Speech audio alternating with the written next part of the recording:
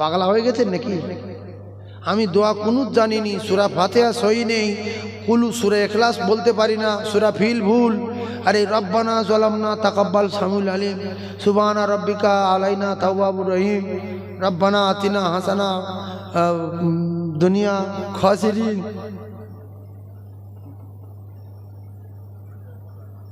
খবরদার মসজিদে যাবেন। আচ্ছা, আল্লাহ বাংলা ভাষা ভালো বোঝে না, ইংলিশ ভালো বোঝে না, আরবিটা, আরবি, হ্যাঁ আল্লাহ আরবিটা ভালো বুঝতে পারে, বাদ বাকি ভাষাগুলো একটু জোড়ায়। তবে হ্যাঁ হুজুর বলছে সব ভাষা, আমরা যে এটা বুঝি যে আল্লাহ আরবি ভালো বোঝে, এই জন্য আমরা মানে অধিকাংশ লোক জাহান্নামের দিকে যাচ্ছি। আল্লাহ আরবি ভালো বোঝে? আল্লাহ কোনটা বোঝে না সেইটা বলো তো। পিঁপড়ের কথা বোঝে না? বোঝে না। সাপের কথা? আমরা সাপের ভাষা বুঝি? আমরা কি আর আল্লাহ কি? তাহলে আল্লাহ আমরা যে ভাষায় বলবো, সেই জঙ্গলে যারা থাকে, দুনিয়ার বড় বড় শিক্ষিত মানুষ, তাদের ভাষা বুঝতে পারে না। কথা ঠিক না বলবো? কি বলেছে ভিতরে ভাষা বুঝতে পারে না, কি বলছে কিচ্ছু বোঝা যায় না। ওদের ভাষা আল্লাহ বোঝে না? বোঝে না? জি, ওদের ভাষা আল্লাহ বোঝে না? আমি যেই কথাটা বললাম একটু বোঝার চেষ্টা করবেন, আমি বলবো না কেন, গন্ডগোলের যুগ তো, বুঝলেন তো। দুনিয়ায় এত বড় বড় জ্ঞানী লোক, এত শিক্ষিত লোক, অনেক জায়গার মানুষ আছে, জঙ্গলের লোক, তাদের ভাষা বোঝা যায় না। কিন্তু পৃথিবীর কোনো মানুষ যদি তাদের ভাষা বুঝতে না পারে, আল্লাহ তাদের ভাষা বোঝে না? বোঝে না? বাঁদরের ভাষা, কুকুরের ভাষা, গরুর ভাষা সবাই বোঝে। এর হরিণ নবীর ডেকে দাঁড় করিয়েছে, ইয়া রাসূলুল্লাহ দাঁড়ান। রসুল জানোয়ারের ভাষা বোঝে বলে হরিণ নবীর দাঁড় করিয়েছে না? করে যেই ফেঁসে গেছি কি হবে দেখেন। রসুল বলছে চিন্তা নাই, বাচ্চাদের দুধ খাওয়া, খাই চলে আয়, তারপর যা হয় হবে।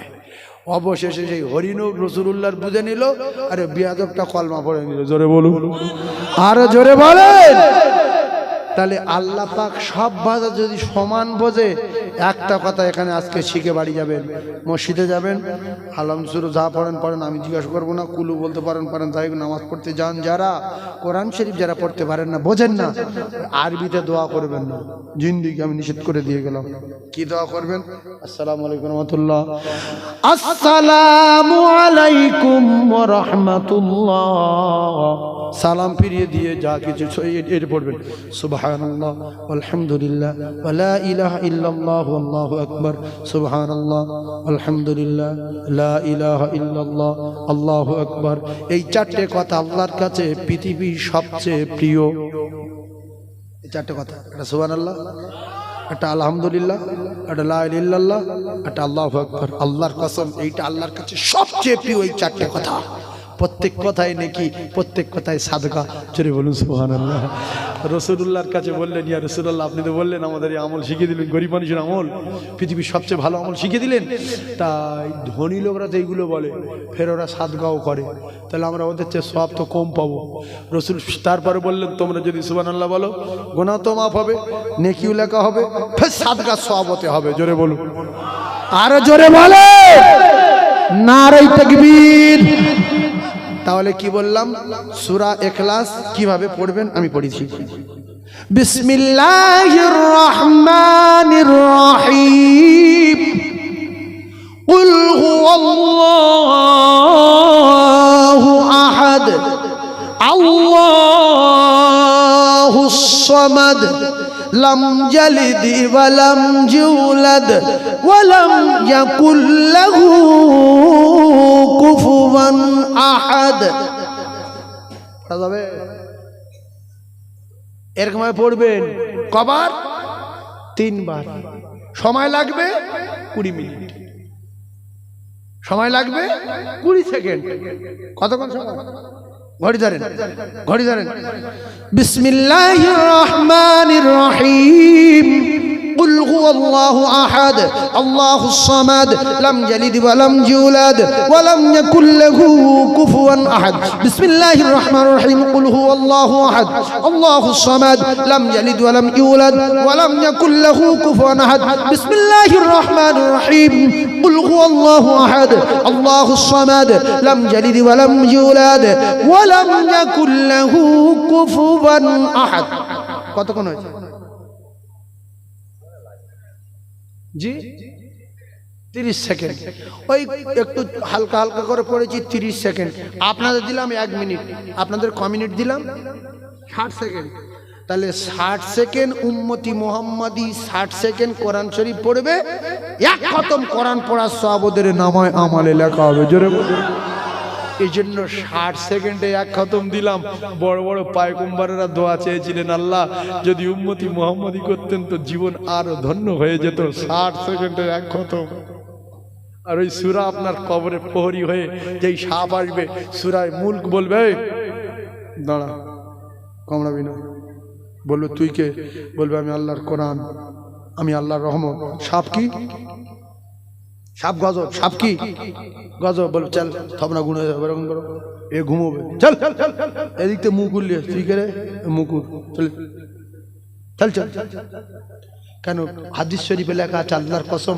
রহমতের কাছে গজব তুচ্ছ জোরে বলো রহমতের কাছে গজব তুচ্ছ এই কোরআন শরীফ আপনার কবরে যাবে কোরআন শরীফের সূরা মুলকটা একবার করে তেলাওয়াত করব ইনশাআল্লাহ করা যাবে বাপ কবার করে পড়বেন একবার কিন্তু শর্ত ওই নামাজ পড়তে হবে পেংড়া ওখানটা বলে হুজুর নামাজ না পড়ে কোনো আমল নেই নামাজ না পড়ে আমল করে কি করবে হিন্দু খ্রিস্টান সব আমল করে তারা বাপ মা সেবা করে তারা দান করে তারা লোকের ভালোবাসে তাদের বাড়ি দেওয়াল আছে তাদের বাড়ি পর্দা আছে খ্রিস্টানের মেয়েরা বিরাট পর্দায় চলে এই বরকা ভিতরে থাকে পায়ে মজা হাতে মজা তাদের মুখ দেখা যায় না বিরাট পর্দায় থাকে তারা কি করে শুধু আমাদের মতো 5 ওয়াক্ত নামাজ পড়ে না বাইনাল আবদি ওয়া বাইনাল কুফরি তারকুস সালাত মুসলমানেরা শুকনো তফাত হয়েছে নামাজ তফাত কি নামাজ আর নামাজ কিসের চাবি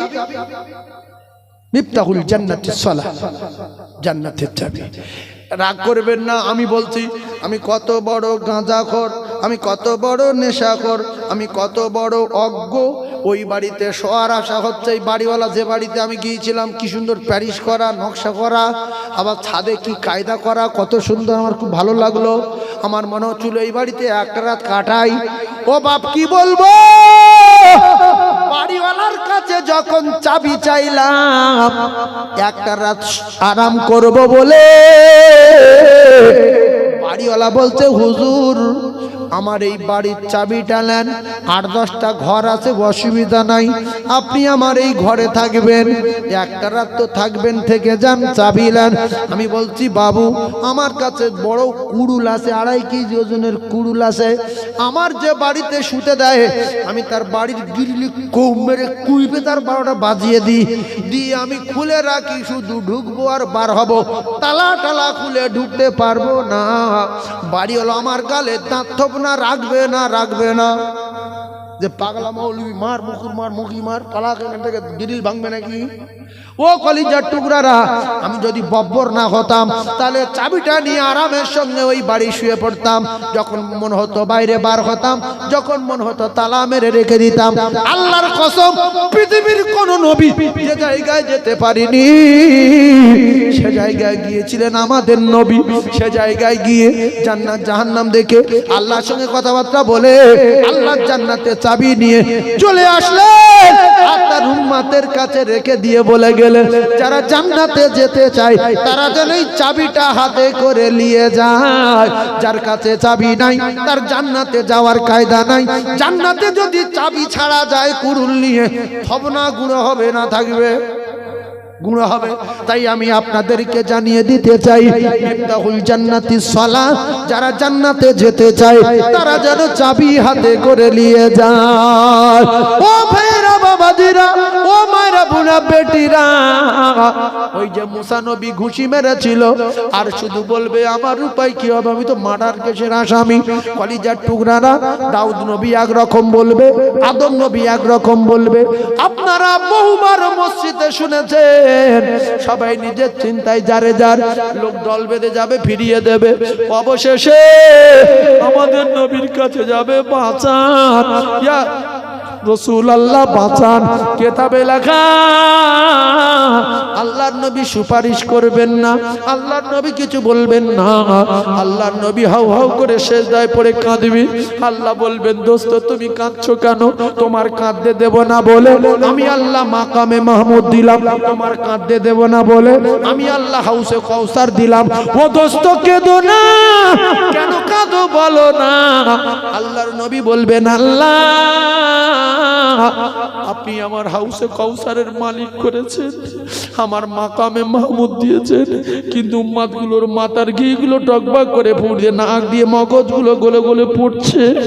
আল্লাহ গো, জিভ বেরিয়ে গেছে হাঁটু পর্যন্ত, কোমর পর্যন্ত, গোড়ালি পর্যন্ত জিভা মাটি পড়ে গেছে।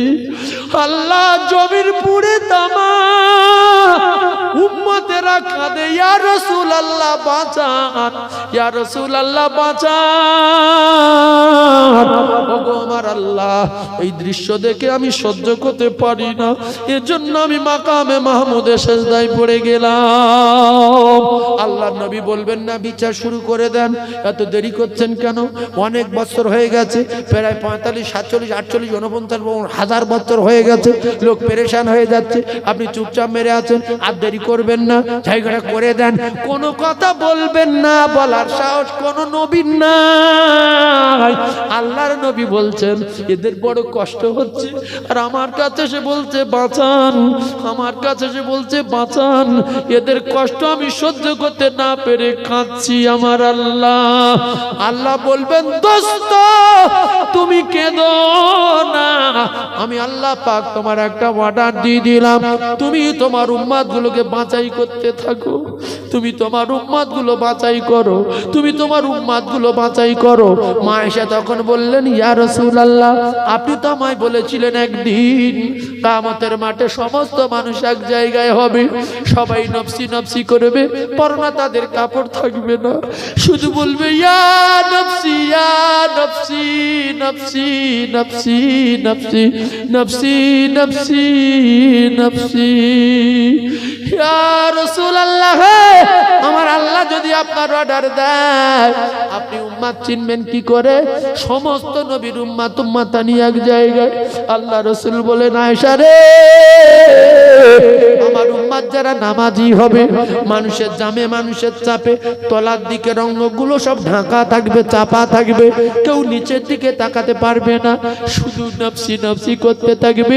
ওর ভিতর থেকে আমি দেখবো কপাল আলো, যারা নামাজ পড়তো সেজদা দিত, তাদের কপাল হবে আলো। আর আমি রাসূলুল্লাহ দেখবো কোটি কোটি মানুষের ভিতরে কপাল আলো কার? যার কপাল হবে আলো তার নসিব হবে ভালো, যার কপাল হবে কালো তার 12টা বেজে গেল। ও মায়েরা বোনা বেটিরা, একটু সোজা হয়ে যান। মা ভিডিও কল কোথায় করেন? রাতের বেলা কেউ দেখতে পায় না, ঘরের দরজা লাগিয়ে ভিডিও কল করো। ও কলিজার টুকরা মা, শুনে রেখে দাও, আমার আল্লাহ জানিয়েছেন বান্দিরে, কেউ জানে না, কেউ শোনে না, না না না, ওয়ানাহনু আকরাবু ইলাইহি মিন হাবলিল ওয়ারিদ। আল্লাহ পাক জানান, বান্দা বান্দিরে, আমি ঘাড়ের যে মোটা শিরা আছে, ওই শিরা পেকার নিকটে থাকি, কেউ না দেখে তো আমার আল্লাহ দেখে, তিনি তো সামিউম বাসীর। তাই দুটো পায়ে ধরে বলি, অন্যায় করবেন না, গুনাহ করবেন না, নোংরা কাজ করবেন না, জান্নাতের চাবি সংগ্রহ করেন, 5 ওয়াক্ত নামাজ পড়েন, আল্লাহর হুকুম উপরে, বিশ্বনবীর তরিকার উপরে চলেন। আল্লাহর কসম, ছেলের জন্য অন্যায় করো না, মেয়ের জন্য অন্যায় করো না, ইট চুরি করো না, খোয়া চুরি করো না, পাথর চুরি করো না, আল ঢেলো না। কারণ কিছু মুখ আছে দুনিয়ায়, মুসলমানের ঘরে জন্ম নিয়ে বললে বলে আমি আমার ছেলে মেয়ের ভবিষ্যৎ করি। মুকুল লিডার অজ্ঞ। আচ্ছা, তুমি তোমার ছেলে মেয়ের ভবিষ্যৎ করে দিয়ে অ্যালবেস্টার বাড়ি করে দিয়ে চলে গেছো, তোমার মরে যাওয়ার পরে তোমার ছেলে 3 তলা করলো কি করে, 3টে স্করপিও কিনলো কি করে, এগুলো কি তুমি কবরে বসে বসে করে দিচ্ছে না? ছি, এই কথা বলতে একটু লজ্জা লাগে না যে আমার ছেলে মেয়ের ভবিষ্যৎ করছে? সাদ্দাতের কে ভবিষ্যৎ করে দিয়েছিল, ওর বাপ না মা? কথা বলেন, হ্যাঁ না বলবেন তো? সাদ্দাতের মা বাপ কেউ বেঁচে ছিল? করোড়পতি হলো কি করে? আপনি আপনার ছেলেকে অ্যাজবেস্টারের বাড়ি রেখে দিয়ে চলে গেছেন, আল্লাহ পাক আপনার ছেলের 3 তলা বাড়ি দিয়েছে, 4টে স্করপিও গাড়ি দিয়েছে, 2টো ট্রাক্টর দিয়েছে, 10 বিঘা জমি দিয়েছে। এমন নজির আছে না নাই? ছেলে মেয়েগুলো কাঁদে, উফ, আমার আব্বা যখন বেঁচে ছিল অ্যাডমিস্টারের বাড়ি তক্তাপোষ ছিল না, আজকে আমি বক্স খাটে শুচ্ছি হুজুর, এই 3 তলা উপর থেকে নিচে সব মার্বেল, দোয়া করুন আমার আব্বা যেন কবরে ভালো থাকে। তাহলে তুমি যদি তোমার বেটার ভবিষ্যৎ করে দিয়ে গেলে, তা তোমার বেটা আবার 4 তলা করলো, আবার কোন বাপ এসে করেছিল? সে বাপের নাম কি? ঈমান হারা কথাবার্তা। আল্লাহর কসম, পৃথিবীর কোন মা বাপ কোন সন্তানের ভবিষ্যতের মালিক না। ভবিষ্যতের মালিক বাপের, যিনি বাপের বেটারও তিনি হলেন আমার আল্লাহ। জোরে বলুন, আরো জোরে বলুন। এবারে একটা কথা শোনেন, যদি আপনি আপনার ছেলে মেয়ের জন্ম দিয়েছেন একা ধরুন 50টা, কটা? 50টা। মাটির ঘর ছিল অনেক লম্বা, 5 কাঠার উপরে, ওই 50টা ভাই ওইভাবে ঘুরে ঘেরে দুমড়ে দামড়ে পড়ে আসে। 1 কাঠা জমি আপনি কেনেননি, একটা দোকানও করতে পারেননি। এবারে আপনি মারা গেছেন, আল্লাহ কি আপনার কাছে কৈফাত নেবে যে আব্দুর রহিম তুই এই কুঁড়ে ঘরে 50টা ছেলে জন্ম দিলি, তার জমি জায়গা কিনলি কেন? কৈফাত দেবে, জন্ম কৈফাত নেবে কি? তা না যদি কেন ছেলে মেয়ের জন্য অন্যায় করবেন? আল্লাহর কসম, নবীর মেম্বারে বসে বলছি, এরা কেউ পরিচয় দেবে না, দেবে না, দেবে না, গ্যারান্টি গ্যারান্টি গ্যারান্টি।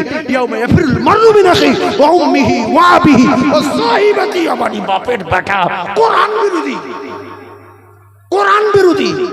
আজ থেকে শপথ করেন, আজ থেকে শপথ করেন।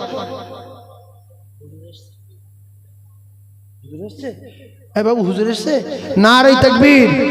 জনাব ভাইজান হুজুর কেবলা সিলসিলায়ে হক মুসাদ্দিদুজ্জামান, সিলসিলায়ে হক মুসাদ্দিদুজ্জামান, নারে তাকবীর, নারে তাকবীর। আল কোরআনের আলো, আল হাদিসের আলো, নারে তাকবীর। তাহলে ছেলের ভবিষ্যতের মালিক কে? বাপ না আল্লাহ? যারা বলেন কে বলেছে? কে? আল্লাহ বলছে আমি ভবিষ্যতের মালিক। এই জন্য ছেলের জন্য অন্যায় করবেন না। কিয়ামতের মাঠে আপনি ছেলের কাছে যাবেন, কচি একটা নেকি দে, বলবে আমি তোমার চিনি না, তুমি আমার কেউ না, মিথ্যাবাদী। চল, কি করবেন? কি করবেন? সেজন্য আমি আপনাদেরকে জানিয়ে দিয়ে যাই, আল্লাহ পাক স্বামী স্ত্রীর মিলন মাধ্যমে হুন্না লিবাসুল লাকুম ওয়া আনতুম লিবাসুল লাহুন্না, স্বামী আর স্ত্রীকে আমার আল্লাহ পাক উভয়কে পোশাক বানিয়েছে।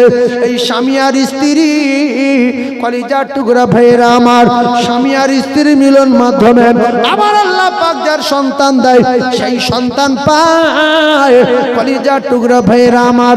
আর আল্লাহ যদি না দেয়, পৃথিবীর সমস্ত তাবিজ আর ঔষধ খাওয়ার পরও তার সন্তান হবে না, হবে না, হবে না। স্বামী স্ত্রী মিলন হলে যদি বাচ্চা হতো, পৃথিবীর মানুষ আর এমনি করে সেই যাদের বাচ্চা হয় না, কি বলে? আটকুড়ো বলে না? আটকুড়ো থাকতো না, বাচ্চা হয়েই যেত না। মিলন হলে বাচ্চা হবে গ্যারান্টি দেওয়া নাই, বরং আল্লাহ বিনা মিলনে বিনা বাপে বাচ্চা দিতে পারে, এটা বিশ্বাস রাখতে হবে। আদম নবীর বাপকে জোরে বলেন, এগুলো মাথায় রাখবেন, দু এক জায়গায় ফেংড়া কলে পড়ে যান। আদম নবীর বাপ আছে, মা হাওয়ার মা আছে। এদের সৃষ্টি করেছেন কে? আল্লাহ। ঈসা নবীর বাপ আছে, মায়ের পেটে দিয়েছে কে? আল্লাহ। আল্লাহ বিনা বাপে দিতে পারে, স্বামী স্ত্রীর মিলন মাধ্যমে দিতে পারে, আর আল্লাহ পাক আবার মিলন হলে নাও দিতে পারে। এর নাম আল্লাহ। সবকিছু ছাড়া সবকিছু যিনি পারেন তিনি হলেন আমার আল্লাহ। একবার জোরে বলুন সুবহানাল্লাহ, আরো জোরে বলুন নারে তাকবীর। রাগ করবেন না, দুটো কড়া কথা বলবো। আচ্ছা, এইটা আমার রুমাল, এখন আমি এইটা নিয়ে যদি রাস্তায় ফেলে রাখি, রাস্তায় ফেলে রাখলাম, এর গরু মারিয়ে যাচ্ছে, কুকুরে একবার পেশাব করলো, ছাগল মারিয়ে গেল, দুটা লোক এই পারবুড়ার মধ্যে টেনে দেখছি কি রে, আর লোকের জ্ঞান আছে, সে বলছে রুমাল রে, ব্যাগের মধ্যে ঢুকে গেলি ছেড়া ভালো, গাড়ি ফাড়ি মুজবা নিলে ভালো হলে ঘাড়ে দেবো, ঢুকে এরকম ঘটনা ঘটনা। তা আপনার গিন্নি, আপনার পোশাক কার পোশাক? স্বামী স্ত্রীর পোশাক আর স্ত্রী স্বামীর পোশাক বলেছে কে? ভালো করে বোঝেন। তাহলে আল্লাহ যদি উভয়ের পোশাক বানায়, আর আমি কত বড় মানে বব্বর, আমার পোশাকটা আমি ঘাট থেকে খুলে রাস্তায় ফেলে দিচ্ছি, আবার মাঝে মাঝে হাওড়ার বাজারে রেখে আসছি, এর অবস্থা ভালো না খারাপ? হাওড়া বাজারে যদি রেখে আসি, এটা বলতে ভাবি তোমার সত্যি আর শুনুন, দেখছি তোমার বাড়ি কোথায়, নাম্বারটা দাও দেখি, তোমার সব মাস করুন নাম্বারটা দাও, কি বলবে না বলবে না? কারণ ও পোশাক ফেলে রেখে এসছে ওখানে, পোশাক রাখার কথা কোথায়? বাড়িতে। কারণ বাপার ক্ষমতা আছে, বাড়ি নাম্বার চাইবে, বাপের নাম ভুলে যাবে, কারণ আমার পোশাক আমার জায়গা আছে। ওই কুকুর যে ঠাং তুলে দুবার পেশাব করলো, এটা যদি আমার আলমারি থাকতো পেশাব করতে পারতো? কিছু কিছু পুরুষ জানে স্ত্রী আমার পোশাক, এ পোশাক বাইরে বার করা যাবে না, জানার পরও নিজের পোশাক রাস্তায় বার করে, দোকানে বার করে রেখে দেয়, যাতে করে লোকটা ফোন নাম্বার নেয়, একটুখানি মানে গল্প টল্প করতে পারে, মাঝে মাঝে বাজারে পাঠিয়ে দেয়। আগেকার মুরব্বীদের এত জ্ঞান ছিল, আল্লাহর কসম, আমার যতটুকু জানা মতে এরা গিন্নি ফাঁকায় বার করতো না, পরপুষি চোখ পড়বে, এরা নিজে ঘাড়ে করে পানি আনতো। যখন বাইরে যেত এমন একটা বরকা পড়াতো, এরকম হবল ডবল বরকা, ওর ভিতরে 2-3 জন ঢুকবে, এবার বুড়ি না যখন কিছু বোঝা যেত না। এখনকার বরকা লোহার বরকা, ওই এমনি বরকা না পরে যা টাইট ছিল, তার তো গেঞ্জি গায়ে আর টাইট, এবারে সব কিছু বোঝা যাচ্ছে যে কি। এই জন্য খাতুনে জান্নাত ফাতেমা বলছিলেন, স্বামী আমার ইন্তেকালের পরে আমার রাতের বেলা কাফন করবেন। কখন?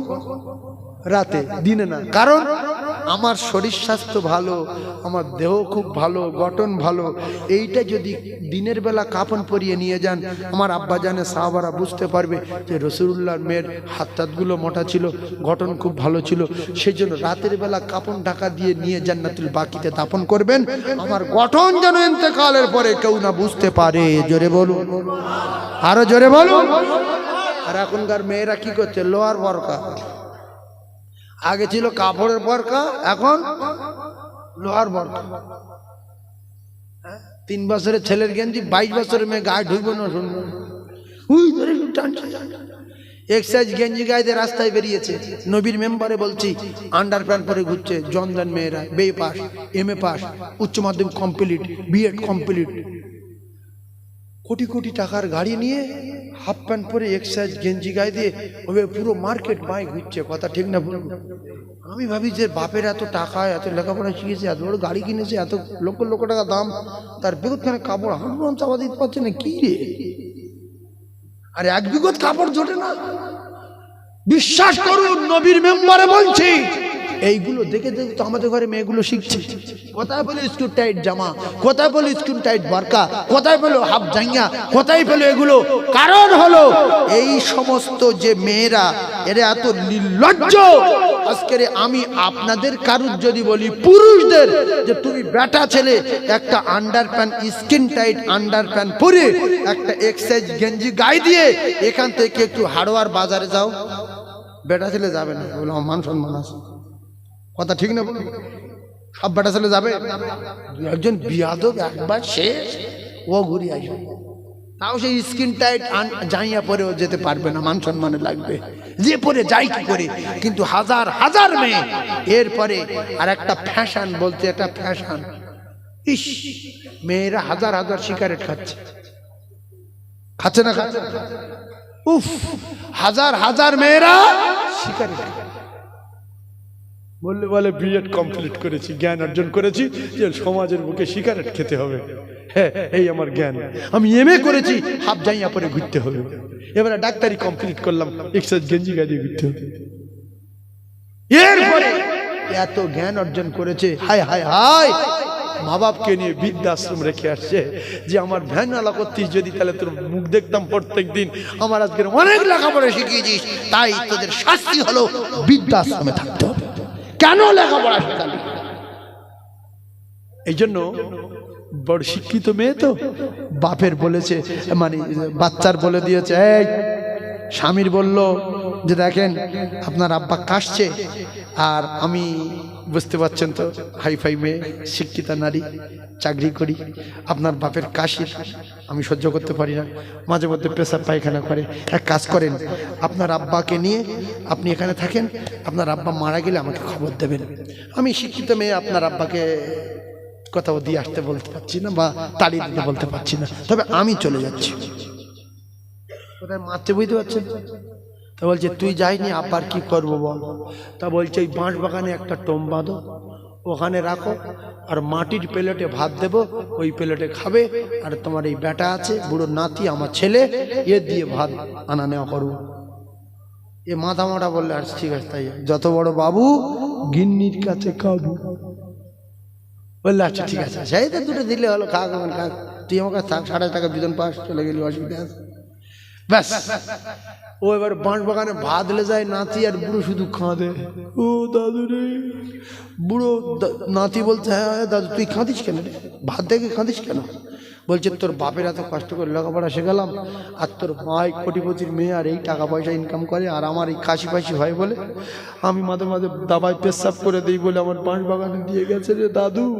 ও শুনে বলছে তাহলে এক কাজ কর, আমি ওই ভাত নিয়ে আসবো মাটির প্লেটে করে, আর তুই আমার কাছ থেকে প্লেটটা নিবি, নিয়ে হ্যাঁ করে আষাঢ় মারবি, মেরে প্লেট কুচে দিবি। বলছে আমি ভাত কোথায় পাবো? বলছে ভাতের ব্যবস্থা পরে হয়ে যাবে, আর আমি কঞ্চির লাঠিলে শুধু বলবো তোর মেরেই দেবো, তোর মেরেই দেবো, তুই শুধু বলবি ও বাবা রে কে কোথায় ঠেকারে মেরে দিল রে, কিন্তু তোর মারবো না। প্ল্যান করে নিল দাদু নাতি, এবারে ভাত বুড়ো আষাঢ় মারলো, আর নাতি শুধু বলছে তোর মেরেই ফেলবো, তোর ছিল। আর বুড়ো বলছে ও বাবারে ঠেকারে, ও বাবারে মেরে ফেলে দিল, ওরে বাবারে কে কোথায়।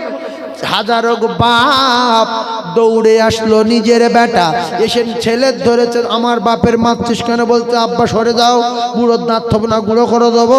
বুড়ো বলছে বাবার মারিনি, আমি কি অন্যায় করেছি? বলছে বাপ গো আমি কেন মারছি শুনবে, আমি বড় নিয়ত করেছি, আমার দাদুর এই বাঁশ বাগানে মাটির প্লেটে ভাত দিয়ে যাই, আমি খুব সাবধানে হেঁটে হেঁটে আসি, আমি নিয়ত পাকা করে ফেলেছি, আমার দাদু মরে যাওয়ার পরে আমার এই দাদুর হাতের প্লেটে আমি আমার বড় হয়ে আমি আমার বাপের এই প্লেটে ভাত দেবো, আর আমার বাপের বাঁশ বাগানে ঠোম বেঁধে দেবো। এই প্লেট ভাঙলো কেন? আমার নিয়ত ভঙ্গ হয়ে গেছে, বুড়ো চামড়া ফেটিয়ে দেবো। তুমি ঘরে দাও, প্লেট ভাঙলি কেন? প্লেট ভাঙলি কেন? প্লেট বাপ পাথর হয়ে গেছে, যে কি বলি তুই আমার রুটি ভাত দিবি? বলছে হ্যাঁ তুমি তো শেখাচ্ছ যে বাপ বুড়ো হয়ে গেলি, বাঁশ বাগানে ঘর বাঁধতে হয়, তার মাটির থালায় ভাত দিতে হয়, বেড়া গলি ঘাপাচায় মারতেও হয়, তা সেই জন্য আমি নিয়ত করে ফেলেছি যে আব্বার হাতের প্লেট আপনার ভাত দেবো, আপনি খুশি হবেন না আব্বু? বলছে আমার আব্বা তুমি ওঠো, আর আমার জন্ম দেওয়া সন্তান তুমি এসো, ওই রকম গিন্নির দরকার নাই, আমার বাপ আমার বাড়ি থাক, গিন্নি বাপের বাড়ি চলে যায় যাক। ও বাপ তুই কি বুঝলি রে বাপ, আমার বাঁশ বাগানে টোম বেঁধে দিবি, মাটির প্লেটে ভাত দিবি? না না না না না হবে না, আব্বা তুমি এসো আব্বা। নাতি বলছে দাদু দেখলি তো কায়দা, আপনারা লিখে রেখে দেন, যদি আপনারা মা বাপকে শাস্তি দেন আল্লাহর কসম আপনার শাস্তি পেতেই হবে, হবে, হবে, গ্যারান্টি। কারণ রাসূলুল্লাহ বলেছেন হুমা জান্নাতুকা, তোমার মা তোমার বাপ এই দুজনা জান্নাত। যদি গুগুড়ে খেতে চাও, যদি নাক মুখতে পায়খানা তুলে মরতে চাও, অনারুকা, তাহলে তুমি তোমার মা বাপের সঙ্গে লেগে যাও, সহজে অকাল মৃত্যু হবে, নাক মুখ দিয়ে গুটে আসানির সঙ্গে মরতে পারিবে। ও কলিজা টুকরা না, যদি বলেন সম্মানের সঙ্গে বাঁচতে চাই, তাহলে মা বাপের সেবা করতে হবে রে সোনার ভাই। ওয়াকাদা রব্বুকা আল্লা তা'বুদু ইল্লা ইয়্যাহু ওয়া বিল ওয়ালিদাইনি ইহসানা ইম্মা ইয়াবলুগান্না ইনদাকাল কিবরা আহাদুহুমা আও কিলাহুমা ফালা তাকুল লাহুমা উফ ওয়া লা তানহারহুমা ওয়া কুল লাহুমা কাওলান কারীমা। রাসূল আরো বললেন মা মিন ওয়ালাদিন বাররিন ইয়ানজুরু ইলা আলাদাইহি ইয়ানজুরু ইলা ওয়ালাদাইহি নাযারা রাহমাতিন ইল্লা কাতাবাল্লাহু লাহু বিকুল্লি নাযারাতিন হাজ্জাতাম মাবরুরা। রাসূল আরো বললেন ও কলিজার টুকরা ভাইরা আমার, ভালো করে বোঝার চেষ্টা করুন, ইন্নাল জান্নাতা তাহতা রিজলাইহা, যদি জান্নাতে যেতে চাও আমি রাসূলুল্লাহ কথা দিলাম জান্নাত তোমার মায়ের কদমের তলায় রয়েছে, খুঁজে নাও। কিছু কিছু জাহান্নামী ছেলে আছে, স্ত্রীর কথা শুনে মা বাপের প্রচন্ড কষ্ট দেয়, এই ছেলেটা ঠিকানা জাহান্নাম। কলিজার টুকরা ভাইরা আমার, তিনজনের পিছনে লাগবেন না, নিষেধ করে দিয়ে যাচ্ছি। সালাসু দাওয়াতুল মুসাদাবাতুল লা শাক্কা ফি দাওয়াতুল মাজলুম, জীবনে গরিবের পিছনে লাগবেন না, মজলুমের পিছনে লাগবেন না, অকাল মৃত্যু হবে। রাসূলুল্লাহ বলেছেন মজলুমের দোয়া নেবে কপাল খুলে যাবে। দ্বিতীয় নাম্বার হলো দাওয়াতুল মুসাফির, মুসাফিরের পিছনে লাগবেন না, অকাল মৃত্যু হবে, সংসারে আগুন লাগবে, ব্যবসার 12টা বেজে যাবে, তবে মুসাফির হতে হবে। মুসাফিরের দোয়া রাসূলুল্লাহ বলেছেন 7 আসমান ভেদ করবে, আল্লাহ পাকের আরশ আজিমে যাবে, মাঝখানে কোথাও কোনো পর্দায় আটকানো যাবে না। তৃতীয় নাম্বার হলো জন্মদাতা পিতারে আর গর্ভধারী